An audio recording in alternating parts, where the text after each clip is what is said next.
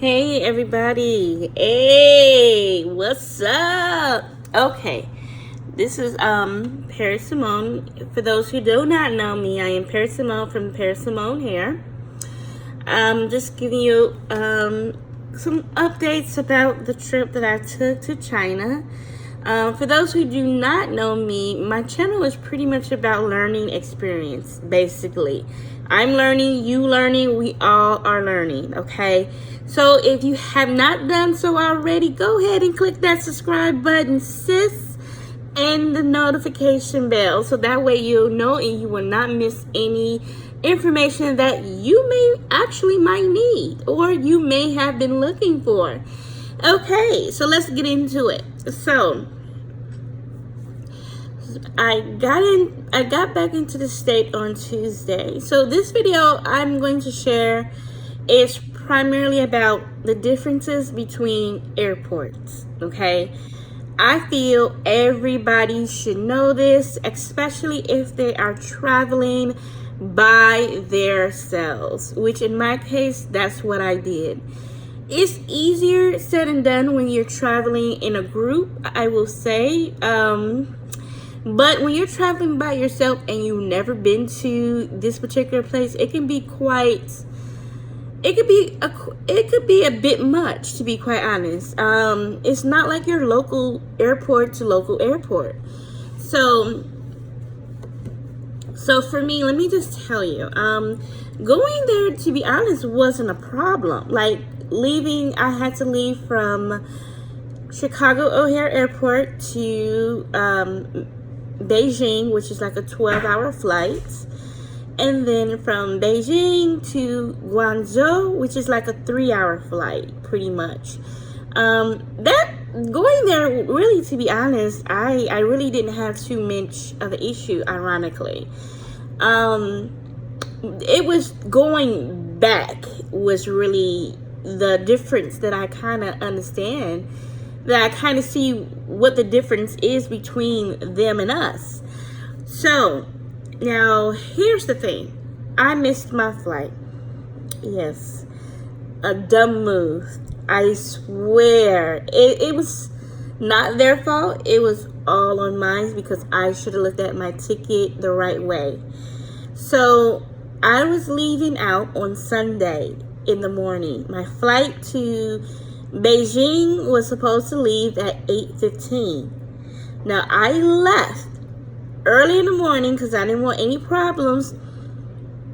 Got there, and lo and behold, I don't know, maybe I was just too full of myself, where I just know, oh, I got this, yeah, I got this, and didn't really pay attention to my goddamn ticket. So, however, the ticket was like folded up, so I thought it said B18, but my ticket really said B218. So needless to say, I got to the gate at B18. I'm sitting there, things like that, and I realized that, okay, so where's everybody at as it getting closer to time for me to time to board and time like that. I didn't notice that I was at the wrong gate till like maybe 10 minutes prior to them 10 minutes prior to the departure time, which was like 8:05. I quickly hurried up to B218, which is it is a long way. It's a sprint. I'm telling you, I was running. I mean, I know I'm out of shape, honey, and I was trying my best to catch that flight. And honey, when you see people staring at you like, goddamn, you staring, but you ain't. Don't stare if you're not gonna help. Okay, look the other way. Goddamn, I know this ain't the first time y'all ain't seen someone run through the airport before. That's just basically what was going through my head. But hey, anyway. So therefore, I got to the gate. Yes, I got to the right gate at B218. Exactly 2 minutes after the plane was supposed to leave. Now, mind you, the whole way, I'm trying to stop people, who work for the airline. Like, hey, that look like they could be like service team leaders and things like that. See if they can call a gate on their walkie-talkie and let them know, hey, I'm coming. I'm like 2 minutes away. And it was like, all I could ever hear was, I'm sorry. I don't know what you're talking about. Like, which was quite annoying. Like, I feel like if you're gonna be working on international flights, the least you can do is speak some fucking English. I'm sorry, I don't care. I was quite pissed. Because if you are working an international flight where you know that you're gonna have some American people on your flight, it will be wise to have some people who know some English.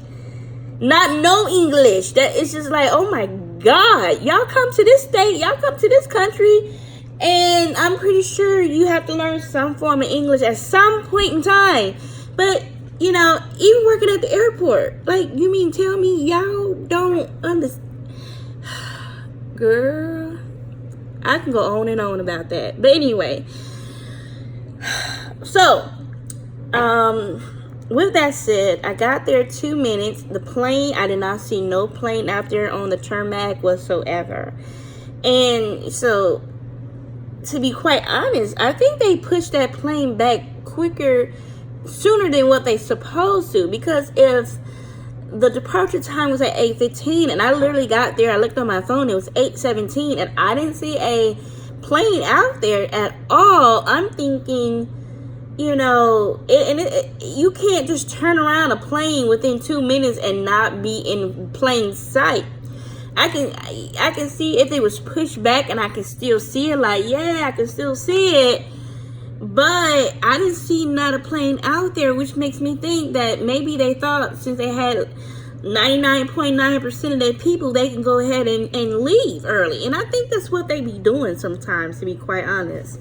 Because I just didn't see how I get there at 2 minutes and I don't see not one plane on a tarmac, which makes me think that they probably pulled off at 8:05 as far as I'm concerned. They may have pulled off, about 8:05. When I realized I was at the wrong gate, that's probably the time they were pulling off, pretty much. That's just what I think. So needless to say, therefore, I had to change my flight. But unfortunately, they have flights going to Beijing to Guangzhou and Guangzhou to Beijing all the time. But they only had one direct flight from Beijing to Chicago every 2 days. So guess what? I had a whole day that I had to pretty much suck it up. So I, of course, got booked on another flight going to Beijing from Guangzhou. I took that flight and I had to pay $200 just to change that ticket to that. And then I had a pretty much, you might as well say, like a 20-hour layover to the next flight from Beijing to Chicago. So now my pet peeve is, I'm just keeping real honest. We all know, and I don't really pay no attention to it because we all deal with a lot of I don't likes with no matter what color skin you are, no matter if you're white, blue, purple, green. We as Black Americans, we're gonna go through that no matter what country, where you are, I feel. So as you know, Chinese people, some like you and some don't like you. So in this situation, when I'm trying to see how can I pay the $200 in their currency, not my currency, mind you, in their currency. And the woman, now she spoke English. She understood everything that I was saying. That was one of the people that I honestly felt like it's very few that work the ticket counter that actually speaks English. So she spoke English. She knew exactly what I was saying. However, she was like, well, normally people call their agency to do all of that. And I'm like, well, I don't have an agency. I booked this ticket on my own. I did not go through a travel agency. All I'm simply asking is because they didn't accept my American card. You have to have a Chinese card, or you have to have their currency.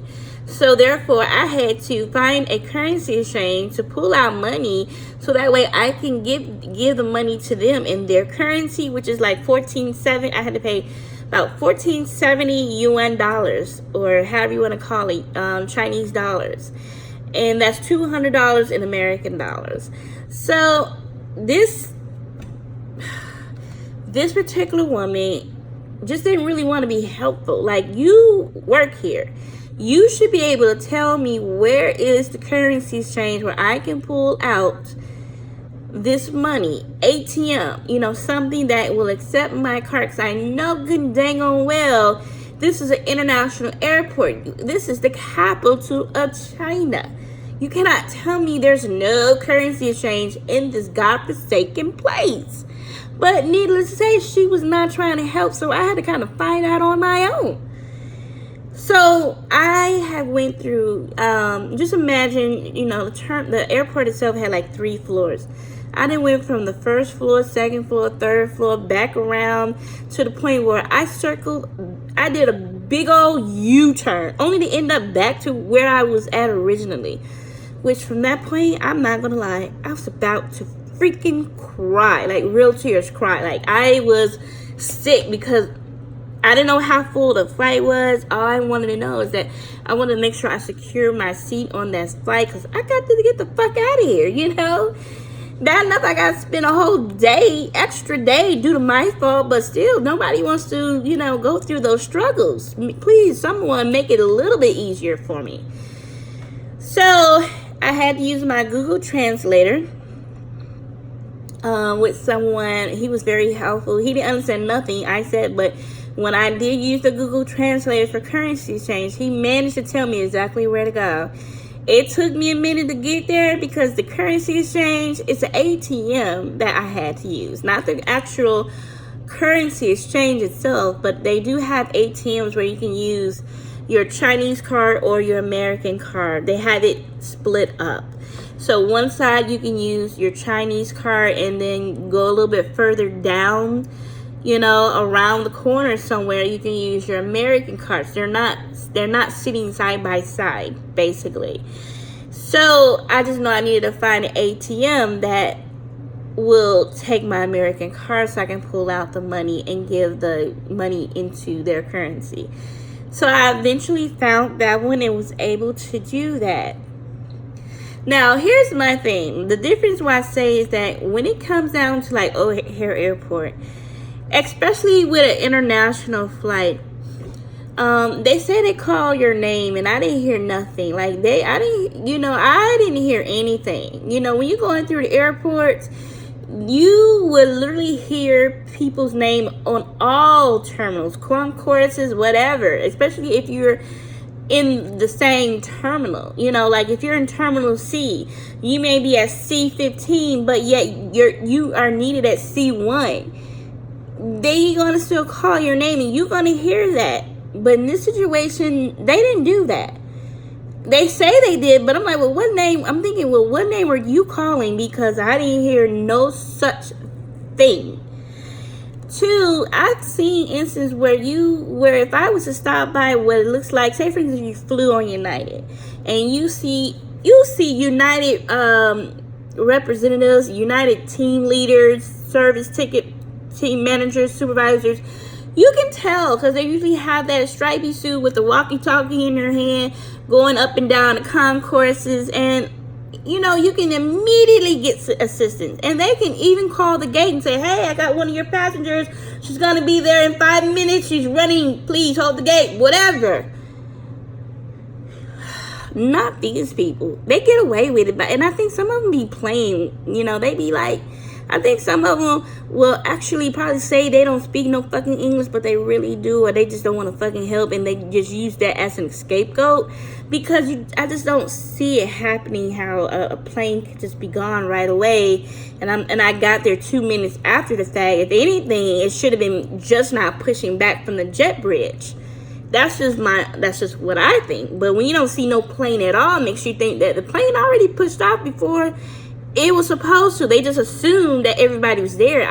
Moral of the story is, I don't think they put much effort in making sure that everybody was on the plane.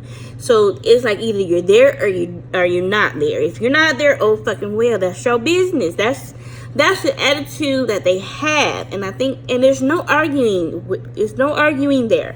There's no reasoning. The only time you can reason with anyone, with that airline, is if you're in the States, ironically. But when you're there, there is no way of trying to get your point across, even though you may be right and they may be wrong. But there's no reasoning with that. They could care less, and they will tell you it's not my business. It's not my fault. It's got nothing to do with me. They will say some ignorant shit like that. I've heard someone say that to. I heard one ticket agent say that to another person, because apparently they let her fly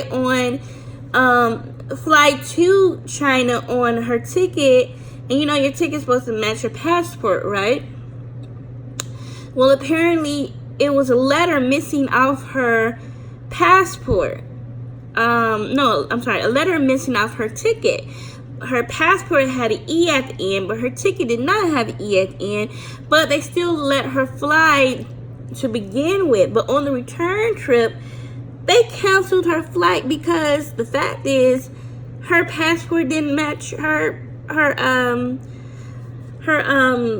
ticket, because it was missing an E. Even though she had her itinerary to show them that, hey, I flew on the same itinerary, this same ticket, the same booking. Why didn't you guys do that in the first place? And I could have corrected it at the first point of transaction, not at the end transaction.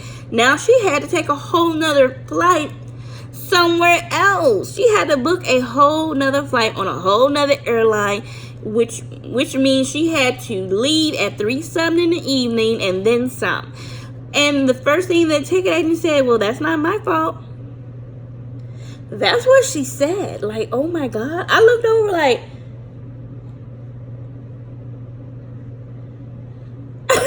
I'm like, oh, okay. So my point into this video is basically saying, make sure you have all your ducks in a row. When you get your ticket, look at the ticket. Make sure you go straight to the gate. Do not pass go. Go straight to the gate. Don't even try to, hold on.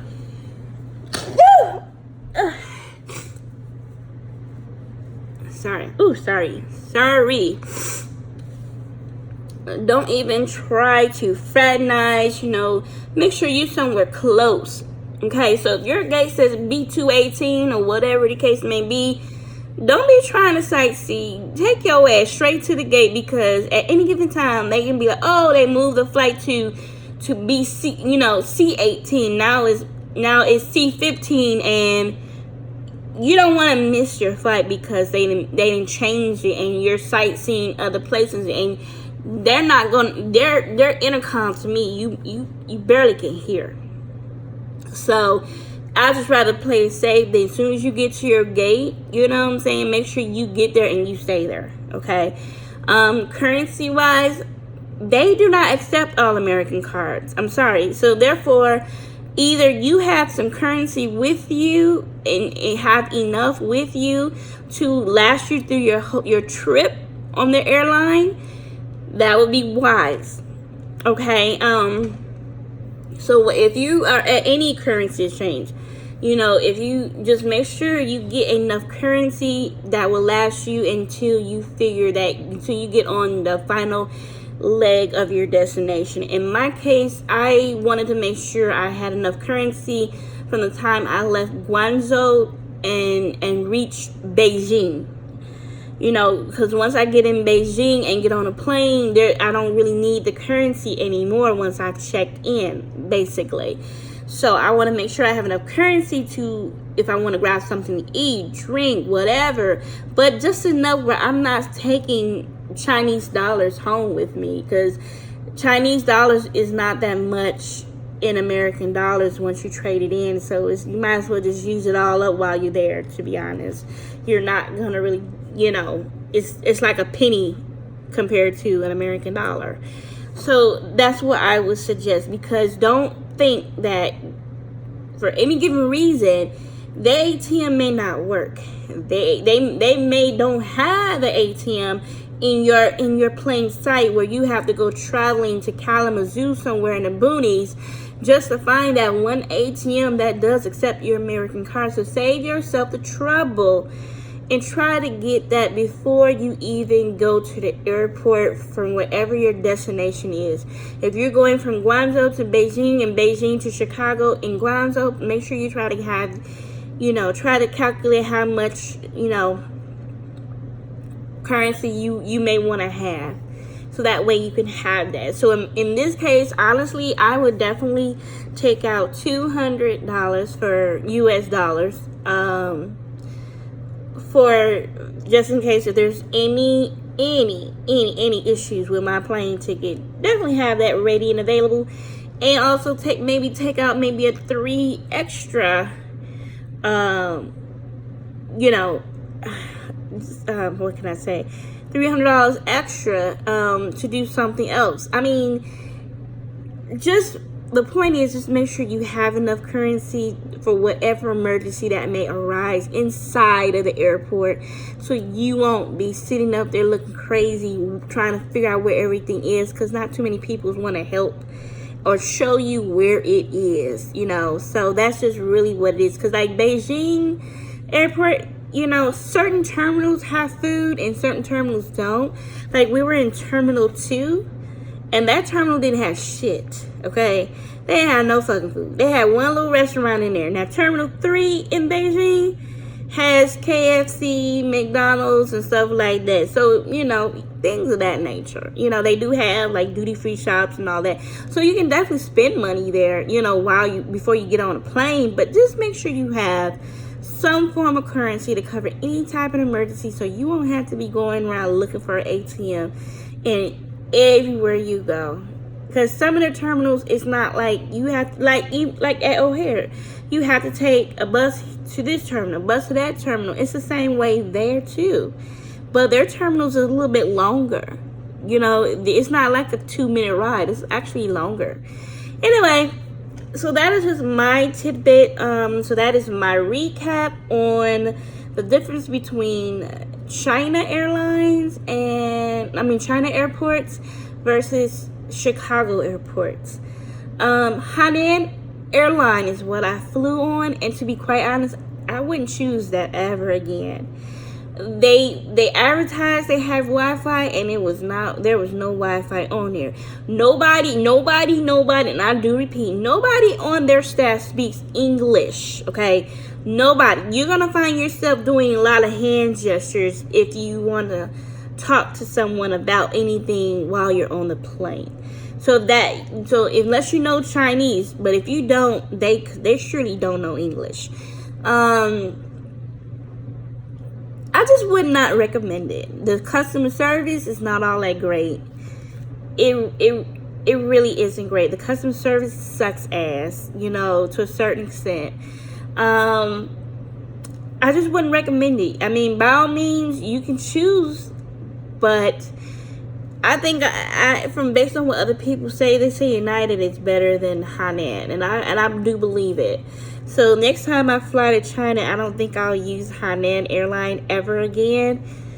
I'll try some other airline, maybe United, but I just would not choose Hainan for nothing else. And that's just my review on that. Hainan, absolutely a no-go, okay? A no-go, no-go, no-go. But anyway, I talk to you guys later, and I'll come back with a video with my hotel review and things that you should be on the lookout for, okay? Bye.